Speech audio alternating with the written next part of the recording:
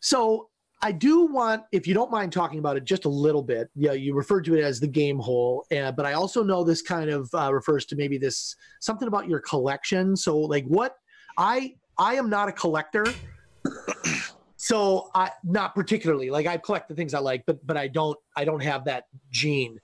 So can you talk a little bit about what your collection is, but more importantly, like why it exists?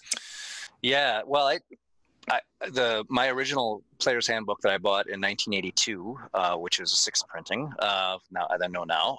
I've kept all that stuff. Everything that I had when I was a kid, I kept because I loved it. And I'm one of those guys that one of those kids that took care of their stuff. I put a book plate in my books, and I didn't over damage the spine by over flexing them. I was careful with them. I always use bookmarks. I hate never folded pages, all that kind of stuff. So my stuff stayed in good shape. And then when the Gamehole formed and we're starting to play, and we played AD&D well through the 3.5 era. Like we kept playing AD&D for a long time.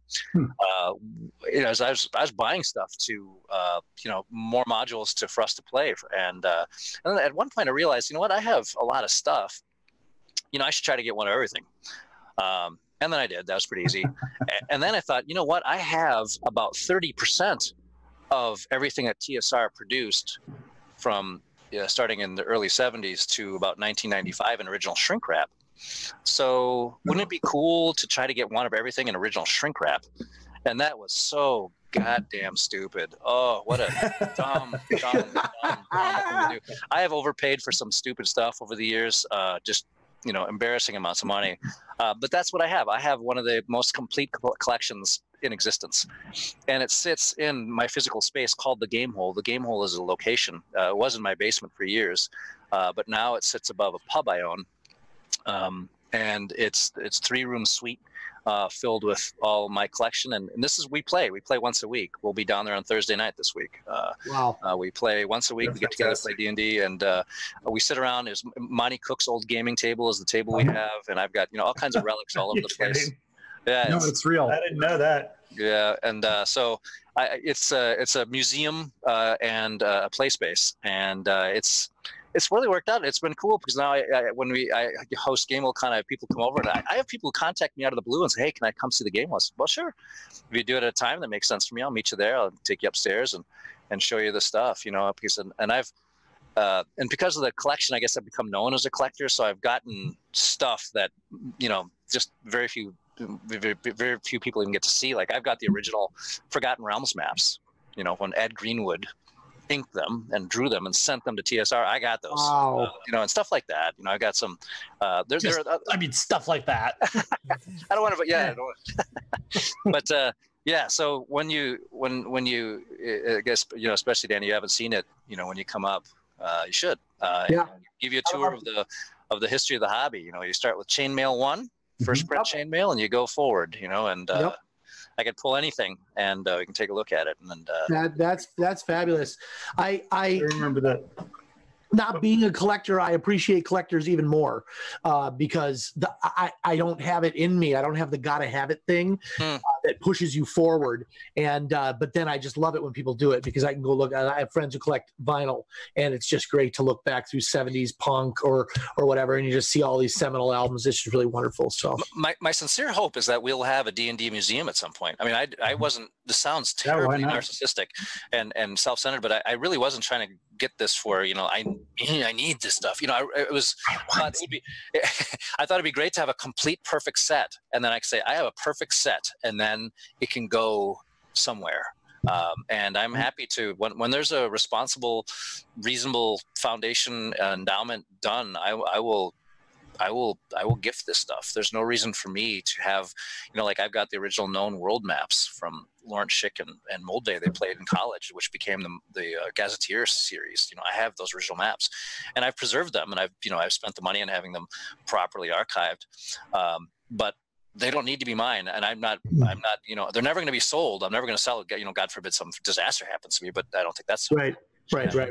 But I'm never going to sell them, and the only place they go anywhere is when I gift them to somewhere, and I hope that there hasn't really been a great spot for that yet. So We'll see. Every year when we go to Gamehole Con, we do weather forecasting on the Flaness maps. Nice. Of Greyhawk. I mean, why wouldn't you? Yeah. Right? Yep. So sweet. So there you go. It sounds nonsensical, but that's it. It was just it was in my basement, so we called it the Gamehole, and it's carried on from there. And now it's just this. Yeah, it's kind of a funny thing it's got a mild phenomena. My one encounter on an auction with Alex, and I knew he was an avid collector already, but my one very brief encounter at an auction going head to head with him was, I think, late last year with the shrink wrap dice, like original dice in a shrink pack. Okay. Like, opening bid started at 20. Yeah, see, he doesn't even remember because he has so much of this stuff. My 72nd dice. It started at 20, and then it went to 50, and I think I put a bid in at 75, and then Alex weighs in at $400. I mean, something ridiculous. I'm like, okay, auction over. That escalated quickly. Hey man, I got a rep to maintain. I got to. Yeah. Oh no. That's his equivalent. That's his equivalent of backup, son. You're in my playground. You're in my playground now. Yeah. In fairness, I was trying to buy Matt a copy of Blackmore. And then Matt started bidding on the same thing. I'm like, come on, really? Oh, that's funny. I've got it. Actually, I've got it back. I'm sure you do. So anyway, I was gonna just, I guess, close on that by saying that, I think it's wonderful, first of all, that you're considering creating a more timeless place for them to be, for all these materials to be, because I think we're still too close to that thing in 76 or 3 or whatever date you use. You probably know it to the month. But all the things that have come after it that were influenced by it, it's not really perceptible. Like every video game that has stats, every video game that has character portraits and all that kind of stuff, they all owe a huge debt to this hobby. And what's weird, obviously, now is sometimes I hear people like, hey, they developed this game you play with other people based on World of Warcraft, and things like that. And you're like, oh my God. But I think there may be somebody out there who find a university, because I think someday this will actually be archivable. This will be a real archive of what started this whole thing. So hey, we're about at that third of the way through. I don't know, Alex, are you interested in sticking around, or do you got to bounce? No. Let's do it. I'm only about halfway through my beer, so let's. Good. Perfect. Yeah. So I'm going to jump back to first of all, before I do that, thank you, Alex, for being here today and sharing your stories with us and what you're working on. I would like to talk at the very end of this whole thing. I would like to talk a little bit about something you have in the works that's currently out there that has been pretty successful, because I think it's a super cool. I've heard about that. So. We'll cycle back to that. I definitely want to talk about that in full on its own. And it's pronounced Swagan. Swagan. There's a whole episode on pronunciation. Hate you there. But enough about me being right. And Dro. Right. So we touched on it a few minutes ago. We were talking with Alex how that first moment kind of occurred. Like it was the red box and two people reading it and just finding it fascinating, the connection with fantasy that was coming out right then, and a lot of really interesting varied authors in that time period. So I guess what I'd like to hear from other people. I'd like to hear from Matt or Brian or Jimmy, whoever would like to go to talk about when that happened. Like, what was that eureka moment? I was getting ready to ask the same thing, Danny. We hadn't talked about that. None of us have ever gone into that. So, Brian, you first. Sorry. No, you started this. It's on you. We would love to see more Jimmy discussion. Yes. Okay, that's fine. I have my moments back in 1980. I had moved to Midland, Texas, for a brief stint, and heard about this game. You were like 37 in 1980, weren't you? Yeah, close enough. So, wow, close enough. Wow. Yes, thank you very much. Yeah, the shots are fired. That's how we play here. And I was invited to the local gym at the high school there for this gaming. This is a D&D discussion, not a locker room discussion. No, yeah, it was D&D, and they were playing games. And I wanted to ask out. This was a question I had for Alex in his collection. I was introduced. It was a one-on-one player versus the scenario, and they paid a little money. I think it was like $3 or $4 because we didn't have not big money back in the day, and whoever got the farthest along in the scenario won the pot. And I believe the module that they played was called Quest for the Fazelwood. I think you're right. That's it. And I've always wanted to read that. That was my first introduction. You got the character sheet for 5 minutes to memorize it, and I'm like, what was it called again? It's called Quest of the Fazelwood, and it was converted into the module. Here's Alex. Come on, reach out for him, because the beginning of it was taken over. They put it actually into a release module, but I've always wanted to see that printout of that and read it. I've got at least 2, and I may have 3 copies of that one. So check it out. I would love giving just to see it again, because I'm like, I have no idea what I'm reading. Well, go ahead. Yeah, it comes in original. There's the Ziploc bag is very all those Ziploc bags that WeWorers were using at that point had a red line on the top, so you could tell right away if it's the right kind of bag, because no one's ever made them since like that. They're really strange. So anyway, yeah, I'm happy to. I'll hook you up. Oh, that would be awesome. So I went and told my mom what was going on, and it was what was all this about, and she thought about it for a little bit, and she was always been an avid reader, and she went and got this book written by a particular sci-fi author that I believe was the first ever game, the book written about a D&D game in a book, because she got to go play with Gygax at his house and came back and wrote the book. It was called Quag's Keep. Oh, wow. And that's a throwback. That was my first book, an introduction to it, and I was set. Then I got the Tolkien books, I got the C.S. Lewis books, I started reading those stuff, but Quag's Keep was the first one, and I believe, and that's my story. There you go. That was my introduction to it all. Yeah, that's awesome. Well, let's pick up with Brian then. Go ahead. So long before I ever played D&D, I had an English teacher who said, hey, I believe 7th or 8th grade English, we are going to read the entire Lord of the Rings trilogy. Oh, that is your year. That is what you're going to do. Wow. Learn it, love it. And we did. And, that was honestly my introduction to true fantasy, because all jokes aside, let's just face it, Tolkien is the one who probably originated everything that we think of as fantasy today. And as a young middle school kid, absorbing a year's worth of Tolkien, put that in the back of my brain. And this is before I ever played any D&D. And it probably wasn't till my freshman year in high school that I actually started playing D&D. So I started a little bit late, although this is still 1979. I'm kidding. But yeah, so that's really where it started for me. Is someone said, "Hey, do you want to play a game that actually you could play a character from Lord of the Rings?" I'm like, "What? Yes." Give me Frodo. I will tell you what my character's name was.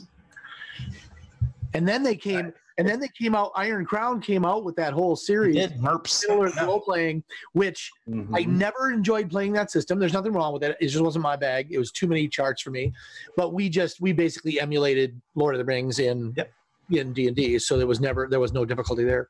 What did you have for breakfast? Okay, and then lots. We did all that stuff. I had a lot of different GMs. We did Roll to Choke. Yes, Revel. That was those GMs were the first ones who said what role playing means is you don't have to act, you just have to take on your role. So as long as you're playing the role of the fighter, just make sure you do fighterly things. It doesn't. And he was not into acting it out at all. He just wanted to make sure you're on point with your character idea. So, which is good. Yeah. What about you, Matt? Mine was, my dad was a huge war gamer back in the 70s. Awesome. War games of Wichita, Kansas, where I'm from. And would take me every weekend. In fact, the funny side note on that, we'd go to the war game meeting I think it's probably every other week, like 2 or 3 hours in this old abandoned but leased building in Wichita. They'd take the 3rd floor, set up all their stuff, play for hours, and then I would run around the building for the whole time, as long as I could get away with it. And then at the same time, my dad he would leave the car running, Wichita in the 70s, not much crime, and had a tape player that he brought on batteries that he would record the original, like, Star Wars. They'd played the Star Wars shows over the radio, like, not the original trilogy, but some of the backstories and stuff. Huh. Wow, I didn't know about that. So yeah, we had those cassettes, but yeah, we had like these bootleg cassettes. That's my earliest memory of gaming in general. And I'd run between the guy's legs, and everybody would kick me when I'm trying to get under the table, all that stuff. But because of that, or because of my perceived interest anyway, from my dad, he bought me the first Redbox. Like, he's like, hey, brought it home for my birthday. I think, must have been. But it must have been 8 or 9 years old. Brought me the Redbox, and dove right in. Fell in love with Alina, the cleric, who unfortunately didn't make it because of the magic missile. Yep. Scarred me for life. But yeah, so that kind of got me into it. But I never played I never had a gaming group for the longest time. In fact, I think very similar to a couple of your stories. Like, I overheard somebody say something like, for lack of a better trigger word, I heard somebody say D20, and I'm like, what? Right. So I'm like, oh yeah, my first little fighter was, and so then slowly that the lotus blossom opened, and you're like, oh yeah, I've got a gaming group now. But that didn't happen until my freshman year in high school. So yeah, I played. In fact, I stayed home a couple times because I eventually got and lost. Eventually received all the original box sets, so red, blue, teal, and all those, all 5 of them. And I would like fake being sick so I could stay home and run through the stuff myself. And I built my own little empire, but never had anybody game for the longest time. But yeah, that was my initial inroad. So, and then we were talking about authors. If anybody's read the Guardians of the Flame series by Joel Rosenberg, yep, that like sealed the deal for me. Because if anybody listening doesn't know what that's about, Beck me. Thanks, James. If anybody doesn't know what Guardians of the Flame trilogy is about, it's not even a trilogy series.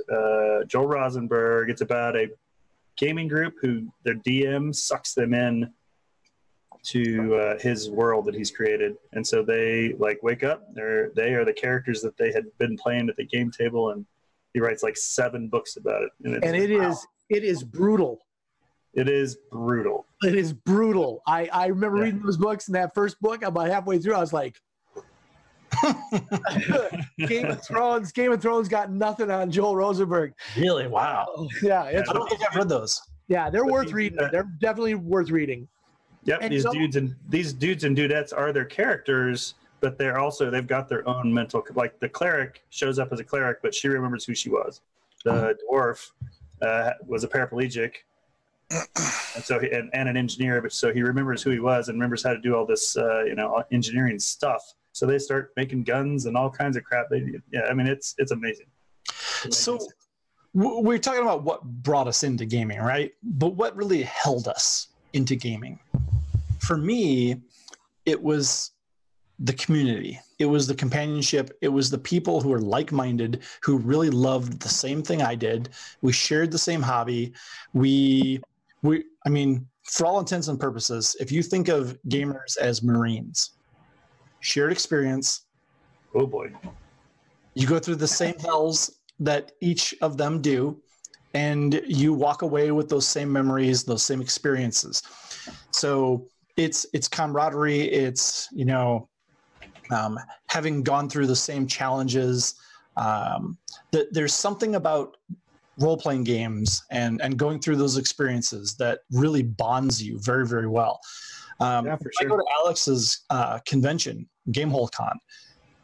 It's not just about me going to have fun. It's about me seeing friends that I might only see at conventions. Oh, for sure. Right? For sure. And that's half the fun, you know, because these are friends who I share the hobby with. So I think that's an important point.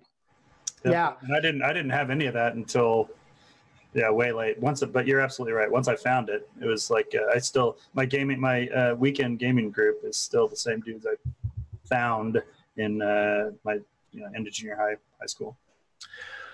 Yeah, my story is super simple, and it can be presented in bullet points. I lived 40 minutes from Lake Geneva. I got the red box. My friends and I devoured it. We had a local guy who was kind of like the neighborhood dad who was cool, and so he liked to drink gin and tonics, but he also ran a hell of a D&D game, and chain smoked. I mean, it was part of the era then, and he took care of everything. He kept our characters. He helped us make our characters. He kept our characters on his computer, a Commodore 64, and we would print it out. It would print it out on dot matrix paper. We'd tear the little fringes off before each game. And at the end of each game, he would hand out experience points. He'd ask us to record everything, all the changes, and when we were all done, he collected them all. And when we played the following week, he would hand them all back to us. We'd play. And book-wise, Stephen King.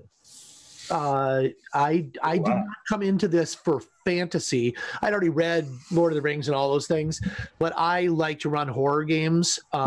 And so when I read Tolkien, of course I was blown away, but then I immediately moved on to Moorcock, which is trippy as fuck. So like, that's the kind of stuff I like to run. If you're in a game with me and there's not a portal or like some extra dimensional ghost who's been following you since like down by the docks, you suspect a doppelganger, because I have to include those things. You know, that kills me today is that why do we not have any of Michael Moorcock's stuff as TV shows? Why has HBO not picked up the Elric series and done it justice? Yeah. Got to be licensing. It can't. I mean, you could pick that up for licensing. Nothing by comparison. Has anybody done a radio play of it? Has anybody done anything in the UK? Because if people haven't done anything like that, there's almost certainly a legal issue. Just Hawkwind, the band. Just Hawkwind, the band. Anyone? Yes, yes. Wow. Well, I mean, they all the BRP games came out. In each of those titles. And so that's interesting because he's still alive. I mean, he's kicking around in Paris. I don't know. I would love that too. All those little tiny paperbacks. Yes. Those fucked me up too, man. Those were great. They were hard to follow at times. Like, wait, where are we again? They were mind expanding. I thought of it, honestly, later when I was forced to try to digest Ulysses by James Joyce, which is also just a mind fucker of a book, it reminded me of Michael Moorcock, where there would just be these passages that you're like, am I supposed to read this like really loud and all as one sentence? There were things like that in that book. So anyway, that's how I came to it. It gave me a super deep appreciation for the weird, and my introduction to being a professional GM was at Gen Con when we started running these big kind of micro LARP-ish Call of Cthulhu rounds. And I was really surprised to learn these last 2 years that the most requested game at Gen Con is a Call of Cthulhu round. And I've been conjecturing with various people why that might be, up to and including nobody can get a game going at home. So like conventions are the only place where enough of a nucleus comes together that you can throw down some Call of Cthulhu. But I think there's a lot of that. Yeah, I think this is it also sets up. It's such a great con game. Yes. It's not a campaign game. It just isn't. We've tried the game for years. It doesn't work. It just doesn't work. But man, you could have some fucking brilliant one-offs. Yes, that's all I don't know about brilliant, but that is what we do. We run heavy role-playing games, and we have people come out of those and they're just like, I need to go have a drink. It's like, okay, good, mission accomplished. So, so we talked a little bit about those seminal events, right? But what I guess then, how I see really three ways for people to enter this hobby. You know, obviously we have these origin stories, and they were all basically home games, right? Mm-hmm. Yeah. So, but I know for a fact nowadays online is a growing presence. It's not only growing, it's pretty big already, but it's growing more. And I hear the internet is a big deal. It is. I've heard, yeah. That Mark Zuckerberg, he's onto something. Yep. I hear he's the internet. Jimmy, this is when you should have like the dial-up modem sound. Okay. Show note. Yeah, producer's note. I'll get one. But it seems to me like the online thing. I think Jimmy probably has some stuff to say about that. Like, how do you gather people, but also like what would people have to do to find you online? And then attending a convention, I'd be interested to hear from Alex and Matt both, who both run conventions. How many people do you think are showing up at the convention in exploratory mode? You know, like we're coming with a friend. I would think that'd be the most likely. You know, we're going to this thing. You want to come along? I think you're going to have to pull it back a little. Your white balance kind of blew it out, but noted. We are still doing phrasing.